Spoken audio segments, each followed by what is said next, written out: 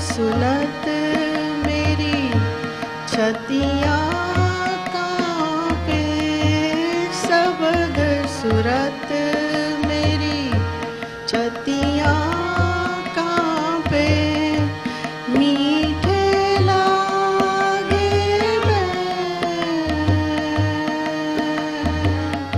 मीठे लागे प्रभु जी मोरे दुखन लागे नैन दरस बिन दुखन लागे नैन।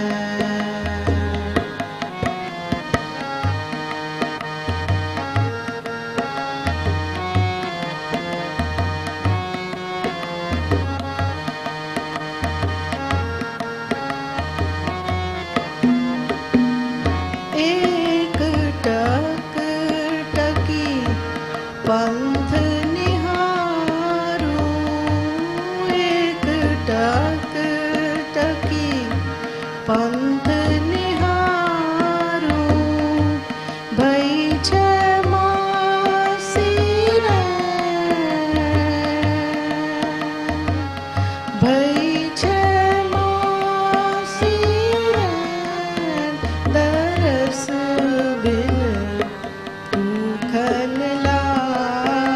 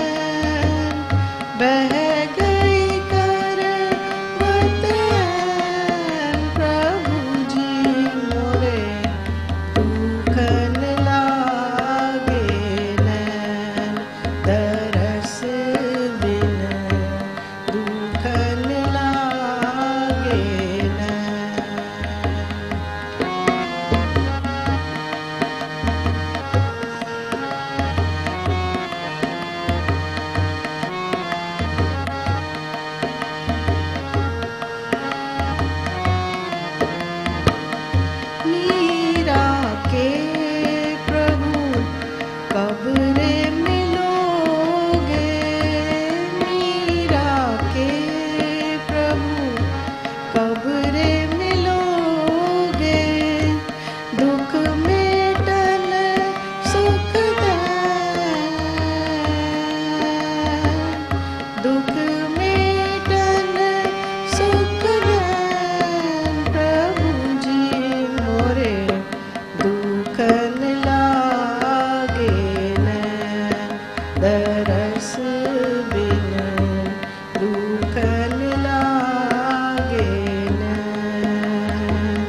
जब से तुम बिछुरे मोरे प्रभु जी, जब से तुम बिछुरे मोरे प्रभु जी, कब हूँ न पायो चैन, कब हूँ न पायो चैन, प्रभु जी मोरे दुखन लागे नैन, प्रभु जी मोरे दुखन लागे नैन, दरस बिन दुखन लागे, दुखन लागे, दुखन लागे नैन।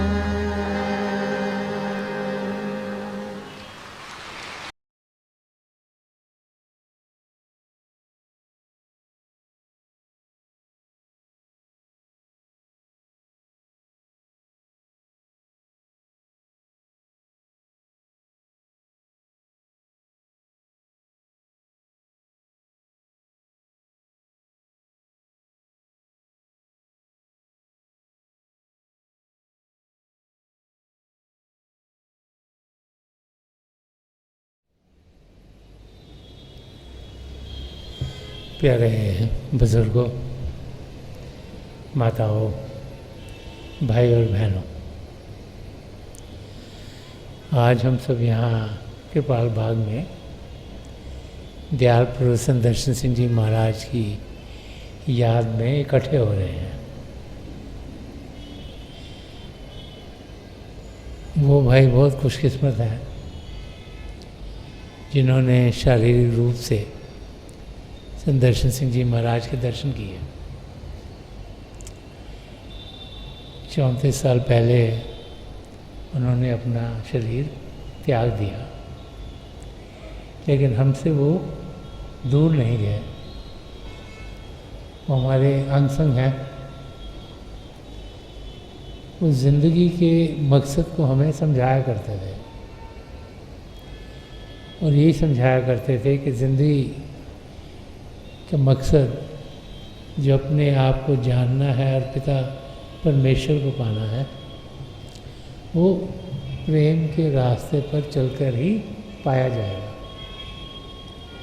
उनकी ज़िंदगी प्रभु के प्रेम से भरपूर थी।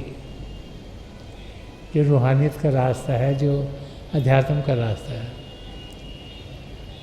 जो प्रभु के प्रेम का अनुभव करने का रास्ता है, उस रास्ते पर वो खुद चलते थे और चाहते थे कि हम सब भी उसी रास्ते पर चलें। एक जगह उन्होंने फरमाया कि खुदा से इश्क किया, आदमी से प्यार।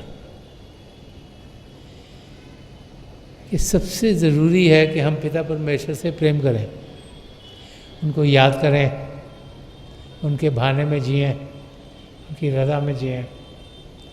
और जब पिता परमेश्वर को याद करेंगे, उनसे प्रेम करेंगे, तो खुद ब खुद जो इस सृष्टि प्रभु ने रची है उससे हमें लगाव हो जाएगा।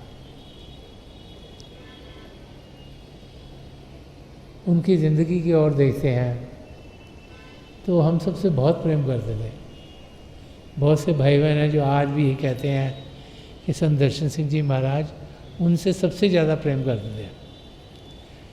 उन्होंने हम सबको ये अनुभव करवा दिया कि वो हमसे बहुत प्रेम करते हैं और वो चाहते थे कि कि उनके प्रेम के ज़रिए हम प्रभु के प्रेम का अनुभव करें।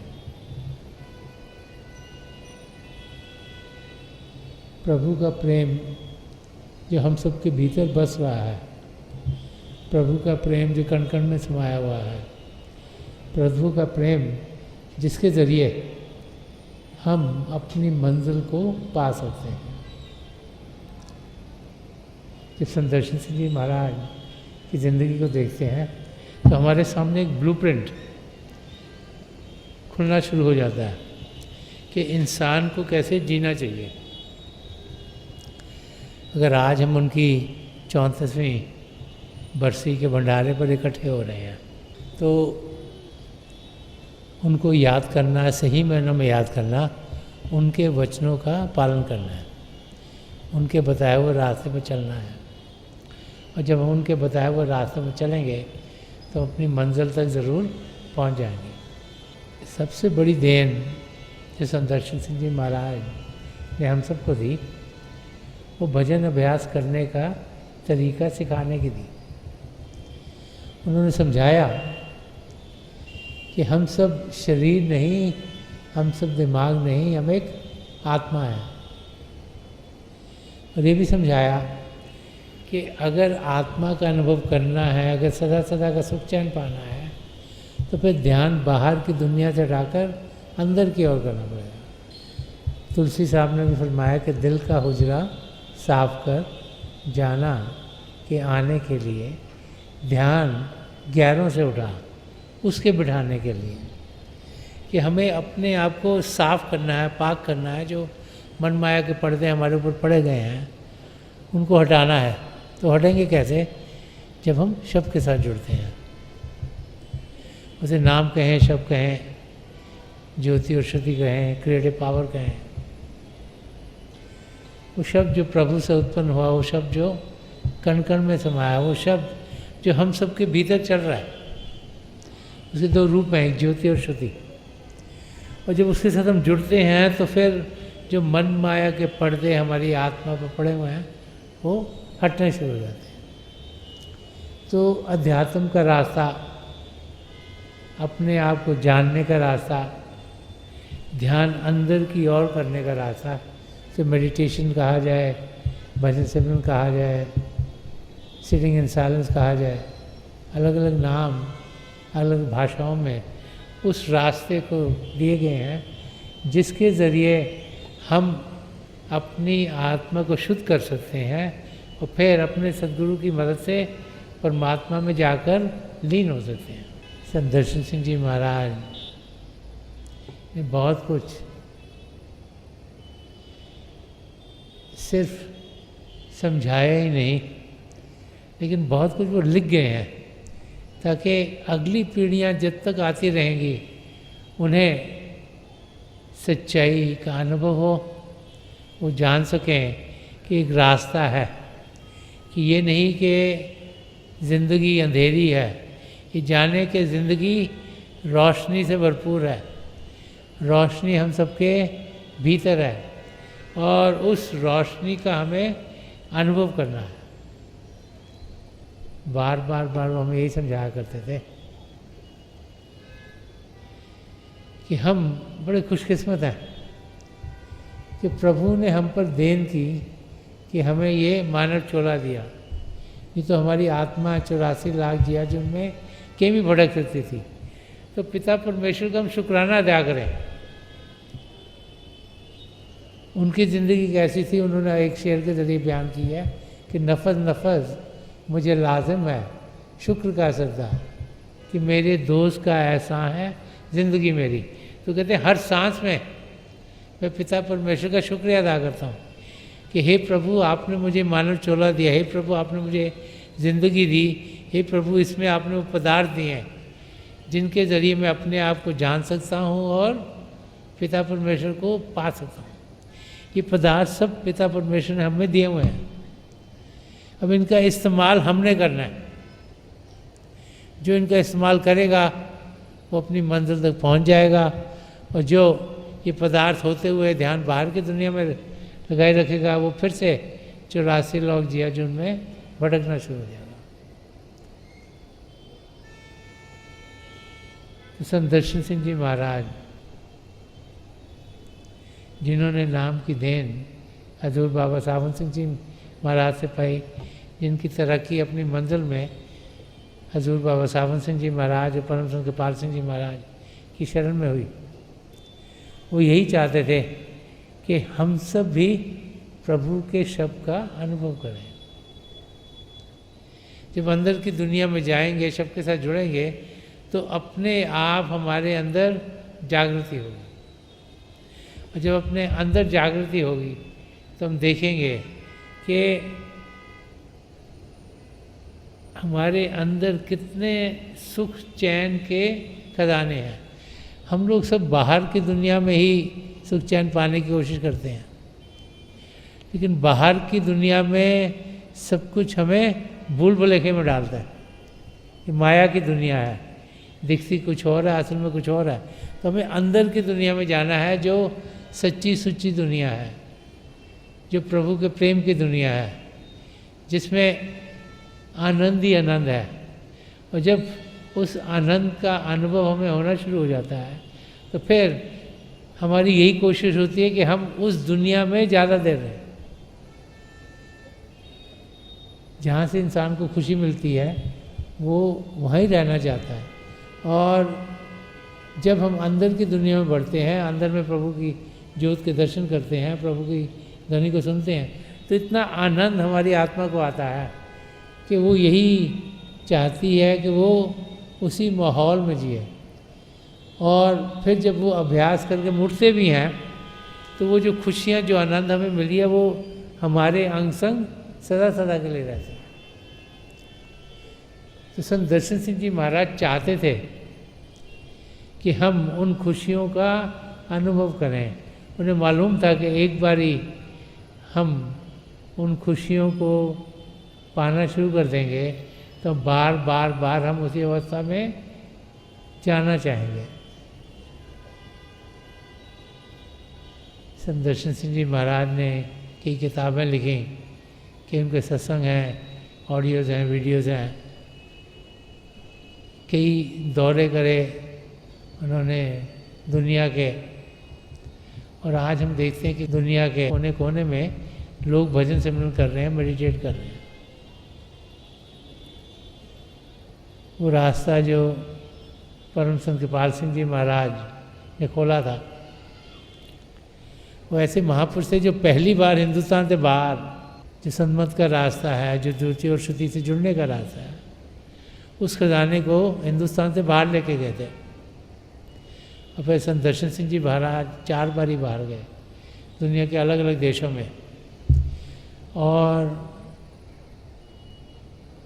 उनका बताया हुआ रास्ता आज लाखों करोड़ों लोग अपनी ज़िंदगी में ढाल रहे हैं। शारीरिक रूप से शायद हम उन्हें देख नहीं पा रहे, लेकिन वो हमारे अंग संग है, हमारे भीतर है।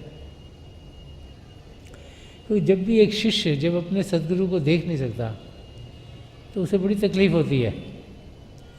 अभी हम सब मीराबाई जी का लिखा हुआ एक भजन सुन रहे थे, तो मीराबाई जी फरमा रही कि दरस बिन दूखन लागे नैन, कि जब इन भारी आँखों से अपने सद्गुरु के दर्शन नहीं होते, तो एक शिष्य को बहुत तकलीफ होती है। वो यही चाहता है कि उसके सद्गुरु के दर्शन हो। कुछ और मालूम है कि सद्गुरु के दर्शनों के ज़रिए ही वो पिता परमेश्वर तक पहुंच सकता है। तो वो चाहता है कि उसे अपने सद्गुरु के दर्शन हो, और जब उसे सद्गुरु के दर्शन नहीं होते, तो वो हाल यहाँ पर मीराबाई जी इस भजन के ज़रिए हमें समझा रही हैं। कह रही हैं, हे मेरे सद्गुरु, आपके मुझे दर्शन नहीं हुए, तो मेरी आँखें आपको ढूंढते ढूंढते तरस गई हैं, दुखने लगी हैं, मुझे शरीर में तकलीफ़ होनी शुरू हो गई है, क्योंकि आपके दर्शनों के लिए मैं जी रही हूँ। एक सच्चा शिष्य इसी अवस्था में होता है। उसे मालूम है कि उसकी मंजिल उसके सद्गुरु के ज़रिए उसके सामने खुलनी शुरू होगी। उसे मालूम है कि अगर उसने ज़िंदगी कि मकसद तक पहुंचना है तो फिर उसे अपने सद्गुरु के बताए हुए रास्ते पर चलना होगा।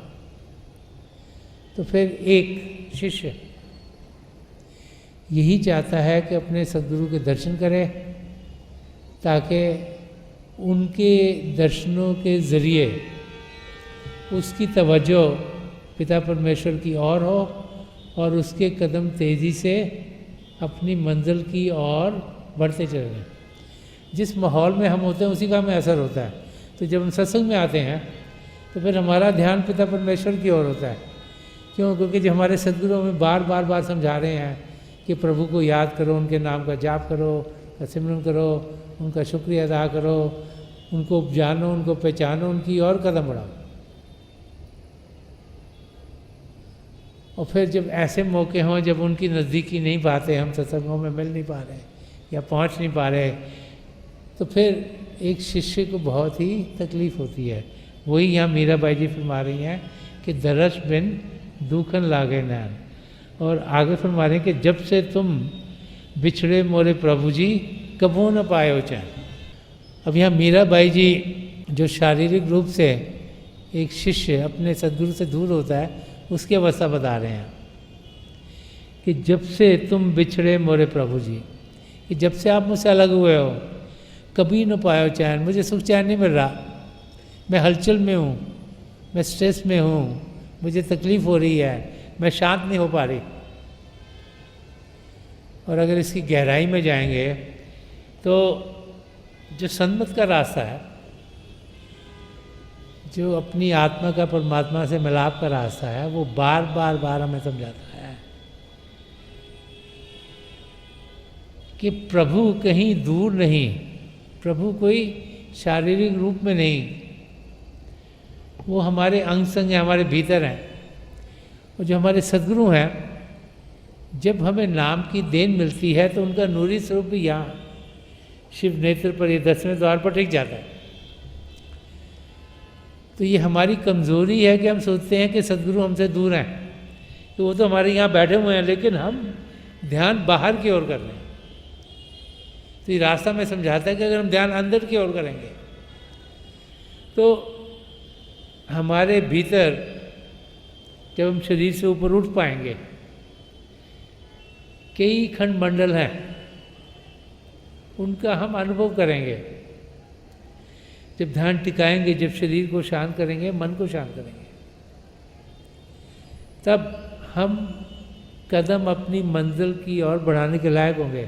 पहले तो रोशनियाँ दिखाई देंगी, फिर आसमान, सितारे, चंद्रमा, सूर्य, और फिर हम अपने गुरु के नूरी से तो पहुँच सकते हैं। ये हम सब पहुँच सकते हैं जिनको नाम की देन मिली है, क्योंकि हमारे सद्गुरु जिन्होंने नाम की देन दी वो यहाँ शिव नेत्र पर एकाग्र हैं, चाहे वो शारीरिक रूप में हो चाहे ना हो, और वो हमारे साथ सदा सदा के लिए रहेंगे जब तक हमारी आत्मा का मिलाप परमात्मा से नहीं होगा। तो यहाँ जो फरमा रही हैं कि जब से तुम बिछड़े मोरे प्रभु जी कभी न पायो चैन, वो हम इंसान, हम शिष्य जब नाम लेने के बाद भी ध्यान बाहर की चीज़ों में लगाए रखते हैं तो हमें लगता है कि हमारे सद्गुरु हमसे दूर हैं, लेकिन वो तो हमारे भीतर बैठे हैं, उनसे तो नज़दीक कोई हो ही नहीं सकता। ये हमारी कमज़ोरी है कि उनकी नज़दीकी होते हुए भी हम सोचते हैं वो हमसे दूर हैं।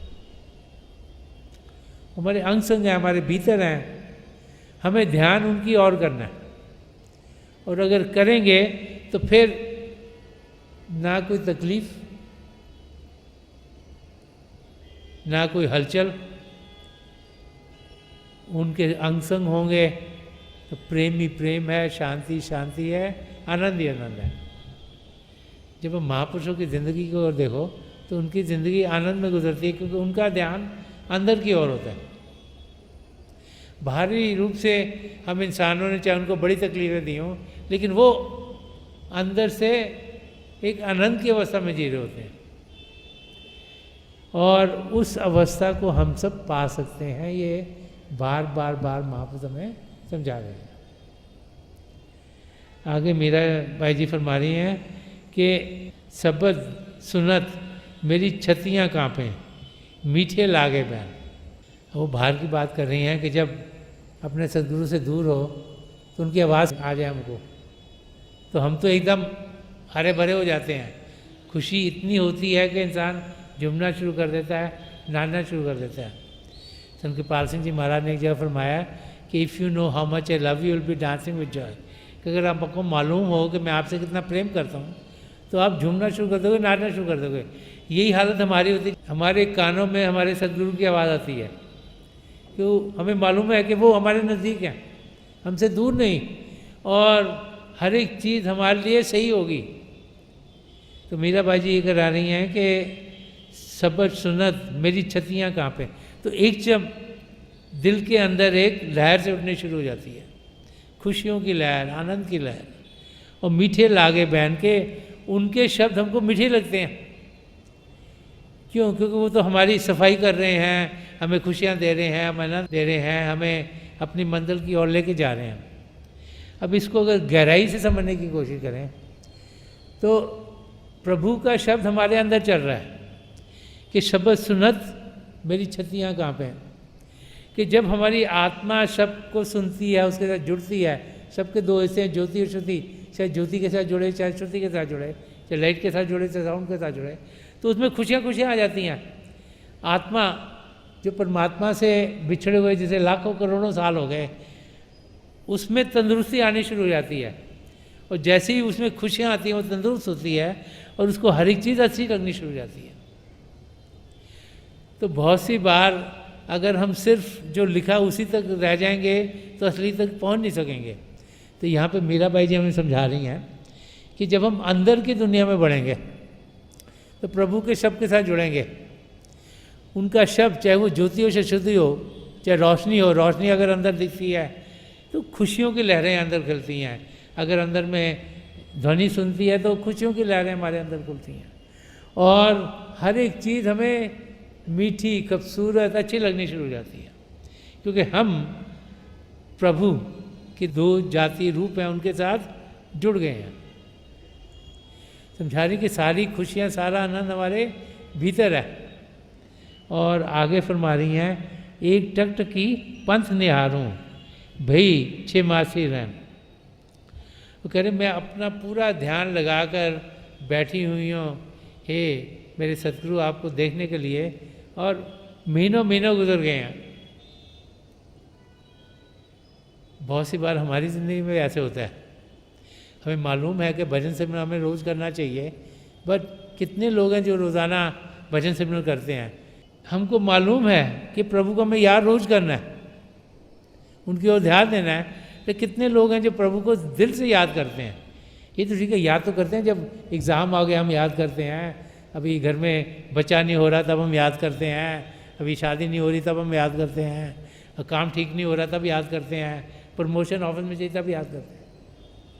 लेकिन कब याद करते हैं? जब हमें काम पड़ता है।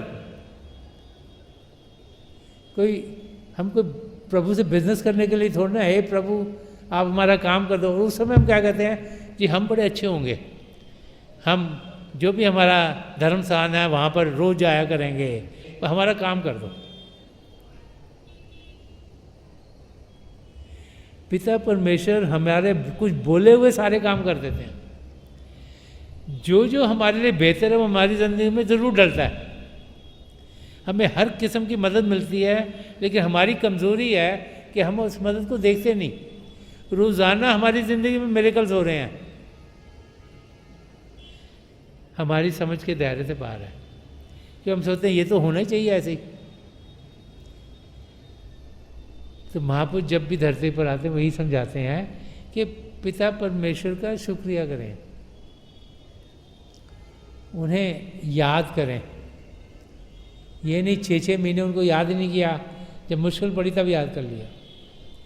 तो यहाँ पर मीराबाई जी यही समझा रही हैं कि मेरे को तो कई महीने, 6 महीने हो गए हैं आपके दर्शन किए हुए, मैं ध्यान से बैठी हूँ ताकि आपके दर्शन हो। अब जब हम अभ्यास करते हैं, रोज़ाना करते हैं, तभी जाकर हम प्रभु की ज्योति और श्रुति के साथ जुड़ सकते हैं। ये नहीं कि हमने नाम की देन ली और हम अभ्यास में बैठे नहीं, और जिस दिन बैठे सोचें आज तो मुझे नूरी स्वरूप के दर्शन होने चाहिए, नहीं हुए तो कोई गड़बड़ है। गड़बड़ कहीं नहीं, गड़बड़ हमारे अंदर है। हम पूरा समय देते नहीं। अगर देंगे और ज़िंदगी को सही बनाएंगे तो हम उनके नूरी से तो पहुंच सकते हैं। हम समय तो अभ्यास में देते नहीं, फिर कहते हैं जी हमें तो कुछ दिख नहीं रहा, हम वहाँ पहुँच नहीं रहे जहाँ हम पहुँचना चाहते हैं। लेकिन द की इज़ कि हमें प्रैक्टिस करनी है। जो मेडिटेशन है, अभ्यास है, वो एक प्रैक्टिस है। रोज़ाना प्रैक्टिस करते हैं तो हम परफेक्शन की ओर जाते हैं। क्या कहा गया कि प्रैक्टिस मेक्स परफेक्ट, कि जो इंसान बार बार बार उसी चीज़ को करता है उसमें वो निपुण हो जाता है। हमको प्रैक्टिस करनी ज़रूरी है। अगर रोज़ाना प्रैक्टिस करेंगे तभी अपनी मंजिल तक पहुँचेंगे, तभी परफेक्शन को पाएंगे। अगर सोचेंगे कि चलो जिस दिन दिल करेगा बैठ जाएंगे और सब कुछ हमें अनुभव होना चाहिए, ऐसे पॉसिबल नहीं है। सो रोज़ाना समय निकाल कर अभ्यास पर बैठना बहुत ज़रूरी है। और आगे मीरा बाई जी फरमा रही हैं कि बिरह बिथा कासों को सजनी, बह गई करवट ऐन। वो फरमा रही हैं कि मैं अपनी सहेलियों से किससे बात करूं कि मेरे ज़िंदगी में सेपरेशन है, क्योंकि कोई भी ऐसा नहीं जो मुझे मदद कर सकता है। और ऐसे लग रहा है कि मेरे तो अंदर चाकू चल रहा है, छुरियाँ चल रही हैं, कट रही हूँ मैं, इतनी मुझे तकलीफ़ हो रही है, ना मुझे दर्द हो रहा है। लेकिन बात किससे करूं, क्योंकि कोई भी इंसान नहीं जो कि हमें सद्गुरु के रास्ते पर चलाने में मददगार हो सके। जब उनके दर्शन मिलेंगे तभी सुकून मिलेगा, तभी ये जो छुरियाँ चल रही हैं रुकेंगी, तभी सुख चैन मिलेगा, तभी आनंद मिलेगा। इसलिए हम देखते हैं कि लोग हज़ारों मीलों से अपने सद्गुरु को मिलने आते हैं। हज़ारों मीलों से अपने काम को छोड़ के क्यों आता है इंसान? कि उसे मालूम है कि वहाँ जाके मुझे खुशियाँ मिलेंगी, उनके दर्शन होंगे, ध्यान प्रभु की ओर जाएगा। ये जो मैं मन इंद्रियों के घाट पर जी रहा हूँ, जो मैं दुनिया के कामों में लगा हूँ, इसे मैं ध्यान उठाऊँगा, उनकी अंग संग होऊंगा, ध्यान प्रभु की ओर जाएगा और मेरा भी कुछ फ़ायदा होगा। और हम सब ने देखा है कि संत दर्शन सिंह जी महाराज की ज़िंदगी में हर एक किस्म का जीव उनके पास आता था, चाहे अमीर हो, चाहे गरीब हो, चाहे पढ़ा लिखा हो, चाहे अनपढ़ हो, चाहे इस देश का हो, चाहे किसी और देश का हो, चाहे किसी भी सोशल स्टेटस पर हो। क्यों? क्योंकि चाहे जहाँ पर भी जो हो, उसे से मालूम था कि जब हम संत दर्शन सिंह जी महाराज के पास जाएंगे तो हमें सही रास्ता मिलेगा। हर एक इंसान चाहता है वो सही रास्ते पर चले, कोई भी नहीं चाहता कि वो गलत काम करे, कोई भी नहीं चाहता वो गलत रास्ते पर चले। अंदर से तो हम सब अच्छे काम करना चाहते हैं, लेकिन हम मन के दायरे में फंस जाते हैं। हमें आत्मा के दायरे में जीना है, मन के दायरे में नहीं, लेकिन मन के दायरे में जीते हैं। जिस और मन लेके जाता है उस ओर चल पड़ते हैं और ये भूल जाते हैं कि सही रास्ता क्या है। और इसीलिए हमारे अंदर तकलीफ हमें होनी शुरू होती है जब थोड़ी सी जागृति होती है कि हमें सही रास्ता मिलना चाहिए। प्रभु ने जब हमें मानव चोला दिया तो प्रभु ने हमारे अंदर ये भाव भी डाले हैं कि हम पिता परमेश्वर को पाएं, लेकिन हम उस ओर बढ़ते नहीं। जब हमारी ज़िंदगी में बहुत तकलीफ आती है, सिर्फ उसी समय हम प्रभु को याद करते हैं। अगर घर में किसी की डेथ हो जाए तो उस वक्त आदमी सोचता है कि इनको हुआ क्या है, देखने में तो वैसे ही लग रहे हैं जैसे पहले थे, तो हम क्यों अब इनके शरीर को क्रीमेट करेंगे, दफनाएंगे, जैसे जैसे हमारे रिलीजियस रिचुअल्स हैं। तो इंसान सोचना शुरू होता है कि इनको क्या हुआ, ना ये बोल पा रहे हैं, ना चल पा रहे हैं, ना सुन पा रहे हैं। तब इंसान सोचता है कि सिर्फ बाहर की चीज़ नहीं, कुछ और भी है, इनको कोई चीज़ ताकत दे रही थी। वो क्या ताकत दे रही शरीर को? वो आत्मा उसको सदा सदा के लिए छोड़ के चली गई, शरीर बेकाम हो गया। तब ख्याल आता है कि उस आत्मा को जानने की कोशिश तो करें, पहचाने तो सही वो आत्मा है क्या। कोई तरीका है कि हम भी उस आत्मा का अनुभव कर सकते हैं, तब फिर इंसान अध्यात्म के रास्ते पर चलना शुरू होता है। लेकिन हमें उस मौके का इंतज़ार नहीं करना है। जितना जल्दी हम प्रभु की ओर कदम बढ़ाएंगे उतना ज़्यादा समय हमें मिलता है अपनी मंजिल तक पहुंचने के लिए। पिता परमेश्वर हमारे अंग संग हैं, वो चाहते हैं हमारा ध्यान उनकी ओर हो।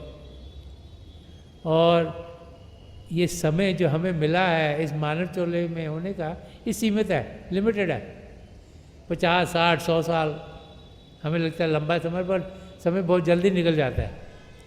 34 साल हो गए शारीरिक रूप से, हम में से किसी ने संदर्शन सिंह जी महाराज को देखा नहीं, लेकिन आध्यात्मिक रूप से बहुत से लोगों ने उनको देखा है। तो समय गुजरता चला जाता है, हम सबको भी एक दिन शरीर को छोड़ना होगा। तो जितना जल्दी हम अध्यात्म के रास्ते पर चलेंगे उतना समय में ज़्यादा मिलेगा, ताकि हम अपनी मंजिल को पा लें। और आखिर में मीराबाई जी फरमा रही हैं कि मीरा के प्रभु कब रे मिलोगे। अपने सदगुरु से प्रार्थना कर रही हैं, हे आप तो मेरे प्रभु हो, आप मुझे मिलोगे कब? मैं तो इतने देर से आपका इंतज़ार कर रही हूँ कि दुख मेटन सुख देन, कि जब आप मिलोगे तभी मेरे दुख सबके सब मिटेंगे, और तभी आपकी देन होगी तो मेरी ज़िंदगी सुख चैन की ज़िंदगी होगी। मीराबाई जी को समझ है कि सब सुख चैन मिलेगा जब उनकी आत्मा का मिलाप परमात्मा से होगा। उनको समझ में आ रही है कि जब मेरे सद्गुरु मुझे मिलेंगे, अंदर की दुनिया में मिलेंगे, मेरी आत्मा को उड़ान देंगे, मुझे सचखंड में पहुंचाएंगे और आत्मा का मिलाप परमात्मा में होगा, तभी सदा का सदा सुख चैन में पाऊंगा। और यही रास्ता महापुरुष बार बार बार हमें समझाते थे। संदर्शन सिंह जी महाराज यही चाहते थे कि हम सब इसी ज़िंदगी में अपनी आत्मा का मिलाप परमात्मा से कराएं, ताकि जो ये हमें ज़िंदगी मिली है, मानव चोला मिला है, इसका मकसद पूरा पूरा हो। वो चाहते थे कि हम ध्यान बाहर से उठाकर अंदर की दुनिया में करें। वो चाहते थे कि हम प्रभु के नाम का जाप करें, ध्यान प्रभु की ओर करें। वो चाहते थे कि हम प्रभु का शुक्रिया अदा करें। वो फरमाते कि हर सांस में मैं प्रभु का शुक्रिया अदा कर रहा हूँ, क्योंकि उन्होंने दया मेरे की ये मानव चोला मिला। तो हमें भी अपनी ज़िंदगी उस तरीके से बनानी चाहिए। प्रभु को पाने का रास्ता, प्रभु में लीन होने का रास्ता भजन अभ्यास का रास्ता है। शरीर को शांत करना है, मन को शांत करना है। तो थोड़ी देर के लिए हम सब अभ्यास के लिए बैठ जाएं। आप जहाँ भी बैठे आराम से बैठिएगा, अपनी आंखें बंद कर लीजिएगा। जो आंखों के डेली आई बॉल्स हैं सीधे सामने होने चाहिए, जैसे 8-10 इंच सामने आपके फोकस हो। आंखें बंद करते ही वो भाई बहन जिन्हें नाम की देन मिली, आप सिमरन कीजिएगा। जो भाई बहन यहाँ नए हैं, आप पिता परमेश्वर के किसी भी जाति नाम का जाप कीजिएगा। जाप मन ही मन करना, ऊंचा नहीं दोहराना। आपके सामने रोशनी के चिन्ह खुलने शुरू होंगे। शुरू में लगता है रोशनी आ रही है, जा रही है, रोशनी के चक्र हैं। और फिर समय के साथ ऐसे लगता है रोशनी टिक गई हैं, और हम फिर रोशनियों से आगे बढ़ पाते हैं। एक आसमान, उसमें सितारे हमें टिमटिमाते हुए दिखते हैं। अगर वहाँ पहुँचे हैं तो सबसे मोटे चमकीले सितारे में ध्यान दें, वो रास्ता देगा। हम अंदर के चंद्रमा तक पहुँचेंगे, बड़े प्यार से उसमें देखेंगे तो हमें अंदर में सूर्य के दर्शन होंगे। अब जब ध्यान से सूर्य में देखेंगे तो हम अपने गुरु के नूरी स्वरूप तक पहुँचेंगे। नूरी स्वरूप का मतलब होता है वो स्वरूप हमारे सदगुरु का जहाँ से रोशनी निकल रही है। वहाँ पहुँचे तो उनकी आँखों में देखें, और जो जो अनुभव हमारे लिए बेहतर है वही अनुभव हमारे सदगुरु में दर्शाते चल जाएंगे। मेरी पिता परमेश्वर के चरण कमलों में जो पिछली संचि के महापुरुष हैं, हजूर बाबा सावन सिंह जी महाराज, परम संत कृपाल सिंह जी महाराज और दयाल प्रसन्न दर्शन सिंह जी महाराज के चरण कमलों में यही प्रार्थना है कि जो जो हम सबके लिए बेहतर है वही हमारी ज़िंदगी में ढले, हम सबके साथ जुड़ें और हमारे कदम अपनी मंजिल की ओर तेज़ी से बढ़ें। अभी थोड़ी देर में मैं आपको इस बैठक से उठाऊंगा, और मेरी शुभकामनाएं आप सबके साथ हैं।